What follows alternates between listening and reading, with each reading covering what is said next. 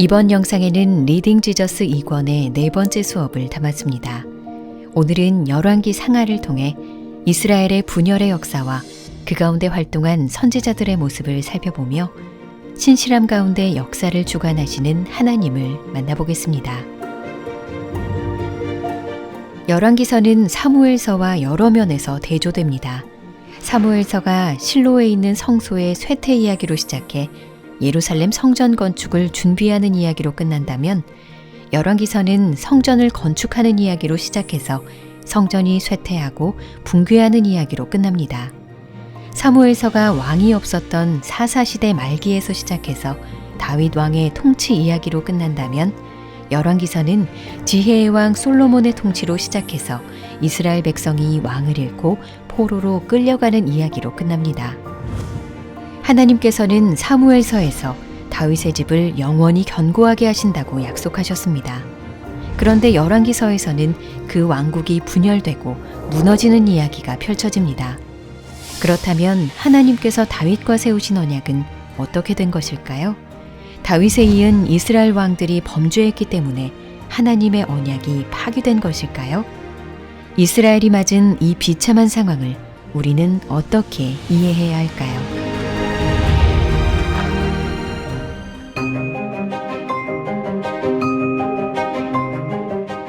열왕기서는 다윗이 늙어 솔로몬에게 왕위를 물려주는 이야기로 시작됩니다. 다윗이 솔로몬에게 가장 먼저 당부한 것은 여호와의 명령을 지키라는 것이었습니다. 모세의 율법에 기록된 대로 하나님의 계명을 지키면 하나님께서 자신에게 주신 언약을 확실히 이루실 것이라고 솔로몬에게 말합니다. 율법은 이스라엘과 이방 국가들을 구분짓는 중요한 요소였습니다. 이스라엘 왕은 이방 왕들과 달리 율법의 창시자가 아니라 하나님의 권위 아래서 그가 주신 율법에 순종해야 하는 존재였기 때문입니다. 또한 다윗은 솔로몬에게 지혜롭게 행하라고 조언하는데 여기에서 다윗이 말한 지혜란 정치적 지혜를 의미했습니다. 국가의 장래를 위해 위험 인물들을 제거하고 충성된 사람들에게 은총을 베풀라는 것이었죠. 솔로몬은 하나님께서 주신 지혜를 올바로 사용해 백성들을 번영 가운데 살게 합니다. 그러나 훗날 세상의 지혜를 따라 이방 나라와 동맹을 맺고 이방 여인들과 정략 결혼하는 배교의 길을 걷게 됩니다. 결국 솔로몬은 하나님의 율법에 어긋나는 길로 나아가며 열왕기서에 등장하는 왕들이 앞으로 반복할 죄의 원형을 보여줍니다.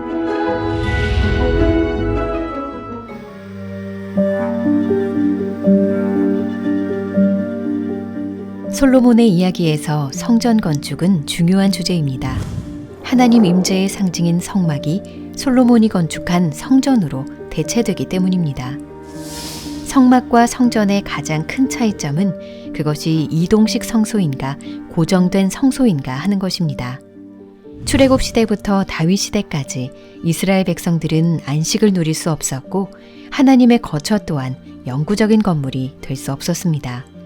그러나 이제 하나님께서 사방의 적들로부터 안식을 주셔서 비로소 하나님의 성전을 지을 수 있는 때가 된 것입니다. 이렇듯 성전은 성막의 성취로서 하나님께 예배드리는 중요한 장소였기 때문에 열왕기서에는 성전 건축 내용이 아주 자세히 기록되어 있습니다. 솔로몬이 지은 성전은 매우 크고 화려했습니다. 값비싼 재료로 오랜 기간 지어진 이 성전에서 하나님께 예배드리는 백성들의 모습을 상상해보면 그때가 이스라엘 역사에서 가장 영광스러운 시기였다는 생각이 들 것입니다. 그러나 성전의 화려함보다 더 중요한 것은 하나님의 계명에 대한 순종이었습니다. 성전의 장엄함은 그 자체로 하나님의 축복을 보장하지 않으며 왕 자신이 하나님의 율법에 순종할 때에만 하나님의 복이 왕의 백성에게 머물기 때문입니다. 사실 솔로몬이 지은 성전은 그의 왕궁에 비해 턱없이 작았습니다. 성전을 짓는 데는 7년이 걸렸지만 자신의 집을 짓는 데는 13년이 걸렸죠. 여기서 더 주목할 부분은 광야에서 이스라엘 공동체의 중심에 자리하던 언약궤가 성전과 함께 왕궁 옆으로 밀려났다는 점입니다. 이스라엘 왕이 성전을 중심으로 진정한 왕이신 하나님께 종속되지 않고 오히려 성전을 자신의 통제 아래 두려는 모습이 솔로몬 시대부터 나타나기 시작한 것이죠. 솔로몬의 뒤를 잇는 르호보암 시대에 이스라엘 왕국은 둘로 나뉘고 맙니다. 유다 지파를 제외한 이스라엘의 10지파는 여로보암을 북이스라엘의 왕으로 세우고 다윗 왕과는 남유다만을 다스리게 됩니다.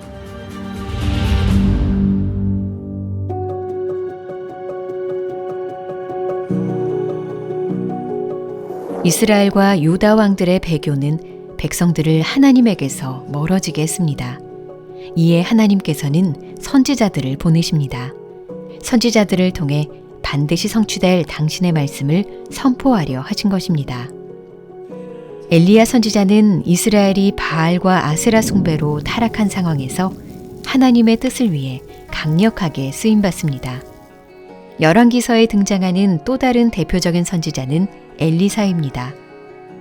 엘리사 선지자가 행한 여러 기적 중에 하나님의 말씀을 전하는 선지자에 대한 태도가 얼마나 중요한지 보여주는 사건이 있습니다. 바로 여리고의 나쁜 물을 고치는 사건과 베델의 젊은이들을 저주한 사건입니다. 여리고는 과거 여리고 전투 이후에 여호수아의 저주를 받았던 곳으로 나쁜 물로 인해 열매를 맺지 못하는 땅이었습니다. 그러나 여리고 주민들이 하나님의 선지자를 존중하자 그들은 축복을 받고 여리고의 나쁜 물은 생명수로 변합니다. 선지자에 대한 태도가 복을 불러온 것이죠. 반면 베델의 젊은이들은 하나님의 선지자를 무시하며 조롱합니다. 그 조롱에는 언약의 사자에 대한 의도적인 경멸이 담겨 있었습니다. 이로 인해 그들은 들짐승들에게 죽임을 당하고 맙니다. 레위기의 언약적 저주가 성취된 것입니다. 긴밀하게 연결된 이 두 사건은 우리에게 구원과 심판을 모두 보여줍니다. 그리고 하나님께서 보내신 선지자를 향한 태도는 곧 하나님 말씀과 하나님을 향한 태도라는 것을 보여주죠. 우리는 엘리야와 엘리사가 예표하며 가리키는 한 분을 곧 다시 살펴볼 것입니다.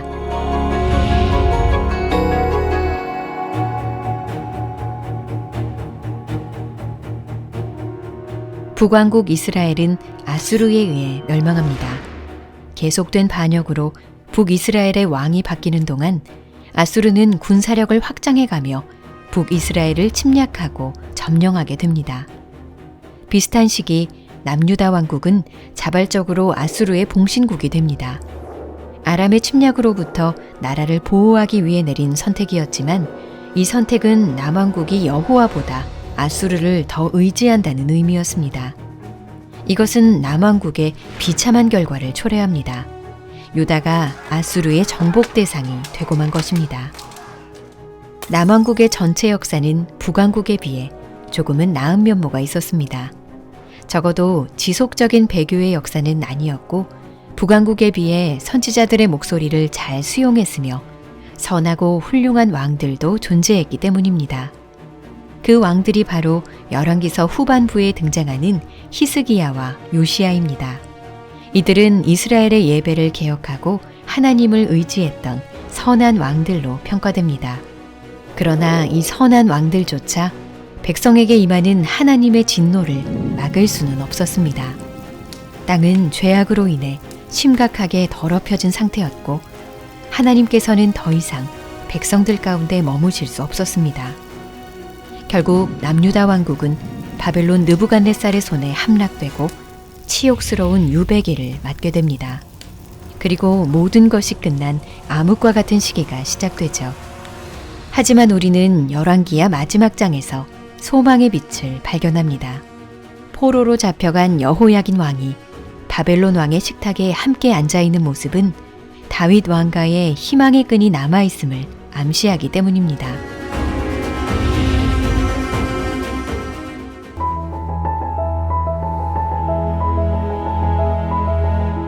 열왕기서는 여호와 하나님에 관한 책입니다. 하나님께서는 비를 내리기도 하늘을 닫기도 하시며 선지자들을 통해 기적을 베풀기도 앞으로의 일들을 알려주기도 하십니다.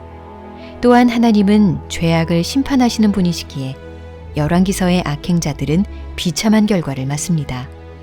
하나님께서 자비와 은혜를 베푸셔서 심판을 미루기도 하시지만 결국은 반드시 공의롭게 심판하십니다. 열왕기서의 중심에는 하나님께서 다윗에게 주신 영원한 집에 대한 언약이 있습니다. 우리는 자연스레 이 언약에 관한 질문과 마주하게 됩니다.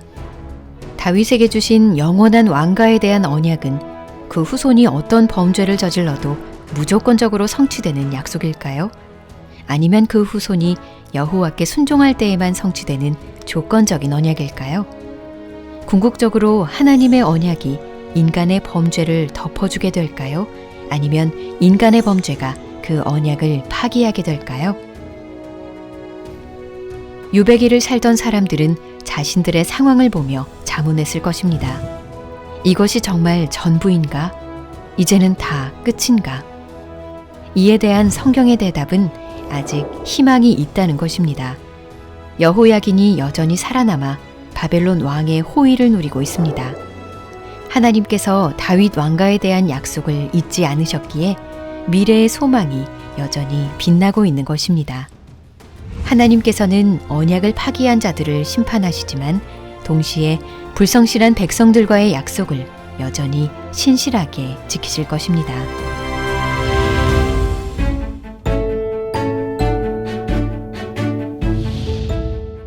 열왕기의 대표적인 두 선지자 엘리야와 엘리사는 신약 성경의 그림자입니다.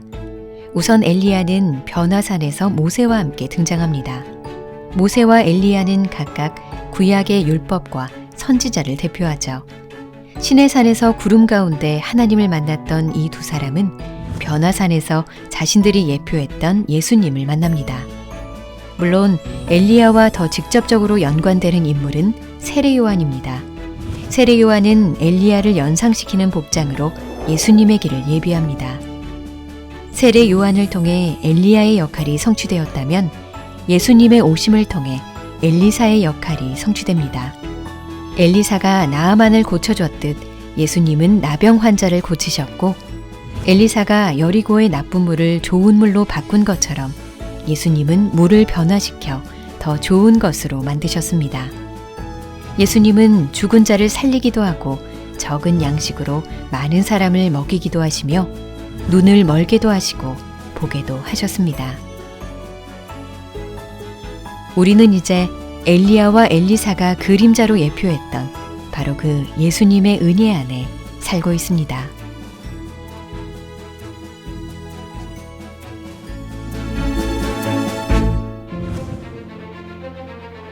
다음 영상은 리딩 지저스 2권 5번째 수업으로 역대기를 살펴볼 예정입니다.